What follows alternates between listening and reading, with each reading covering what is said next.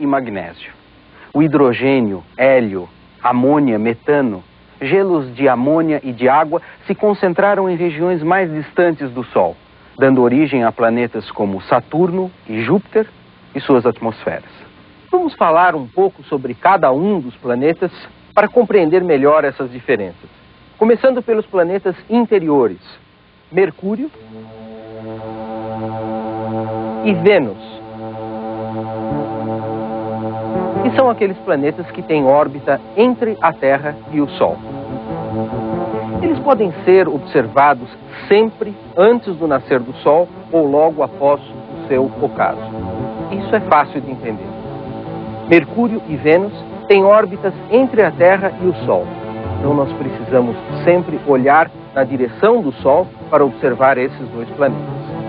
Como o Sol se movimenta, graças ao movimento de rotação da Terra, ele carrega consigo os planetas Mercúrio e Vênus. Mercúrio fica cerca de 1h30 acima do horizonte, na melhor das hipóteses, enquanto Vênus chega a ficar até cerca de 2h30. Mercúrio dá 4 voltas em torno do Sol, enquanto a Terra dá apenas uma volta. De fato, esse planeta é um apressadinho.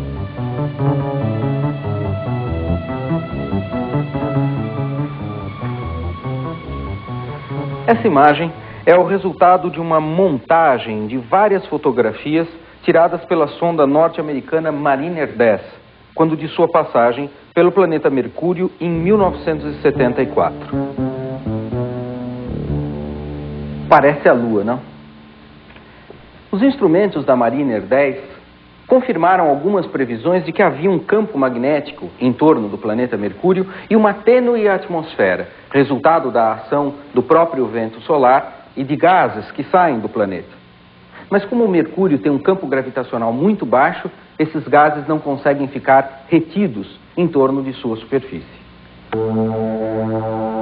Acredita-se que Mercúrio possui um núcleo ferroso a altas temperaturas que corresponde a mais da metade do seu volume. Proporcionalmente, Mercúrio teria o maior núcleo de todos os planetas. A sua fina crosta tem provavelmente alta concentração de silicatos, como os conhecidos aqui na Terra. Mercúrio tem um diâmetro equivalente a 1/3 do diâmetro da Terra, e sua gravidade é 1/3 menor que a nossa. A maioria das crateras na superfície do planeta Mercúrio é formada pelo impacto de meteoroides. E essas rochas e montanhas na superfície do planeta devem sofrer muito com a mais significativa variação de temperatura encontrada na superfície de qualquer corpo dentro do Sistema Solar.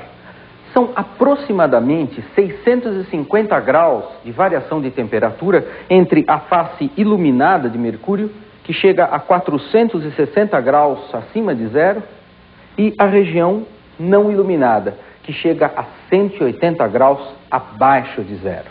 E além do mais, os dias em Mercúrio são longos. O seu movimento de rotação é bem lento em torno do seu eixo, o que faz com que o Sol demore cerca de 176 dias terrestres entre o nascer e o ocaso. Essa é a duração aproximada do dia em Mercúrio. Talvez seja por isso que o planeta Mercúrio gire rapidamente em torno do Sol, como se ele tentasse fugir do calor do astro-rei.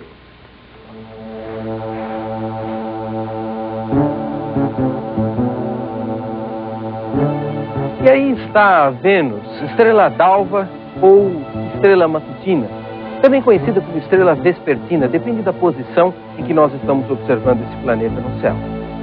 Mercúrio e Vênus têm fases semelhantes às fases da Lua. As suas posições relativas e seus movimentos orbitais exibem fases planetárias, que podem ser observadas apenas através de telescópios de porte médio. Essa imagem foi obtida pela sonda espacial Magalhães e mostra a superfície de Vênus sem a sua atmosfera, formada por 95% de gás carbônico. Foram em em grande parte as sondas espaciais que possibilitaram a constatação de um dos mais curiosos fenômenos que ocorrem em Vênus. É o efeito estufa, provocado por suas nuvens que retêm entre elas e o solo as radiações infravermelhas, que são radiações de calor. Por isso, a temperatura na superfície de Vênus varia entre 480 e 500 graus ou até um pouco mais. Outra peculiaridade de Vênus é que ele gira ao contrário. Esse movimento retrógrado é de leste para oeste em 243 dias. Mesmo tendo um núcleo metálico como a Terra, Vênus praticamente não tem campo magnético significativo.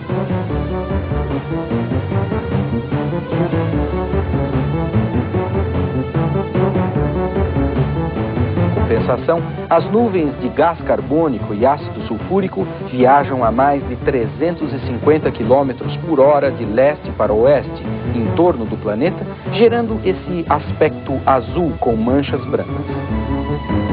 E esse brilho intenso no nosso céu? Vênus é o astro que mais brilha no firmamento, com exceção, é claro, do Sol e da Lua.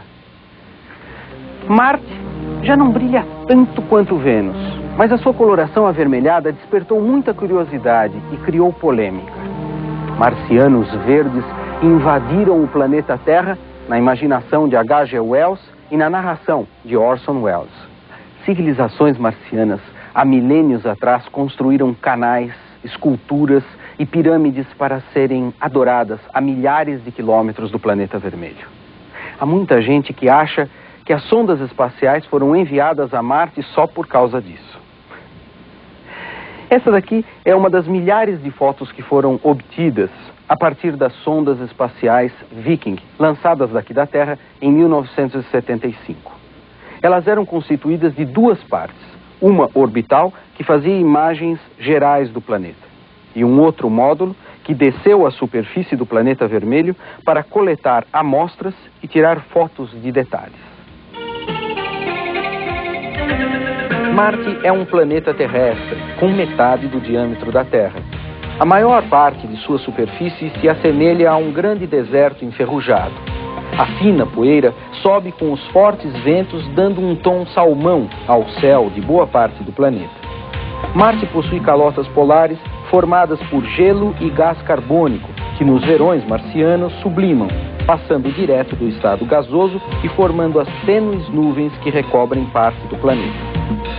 Nenhum dos testes realizados pelas sondas Viking, apesar de não serem definitivos, encontrou qualquer molécula orgânica que representasse algum sinal de vida como nós a conhecemos.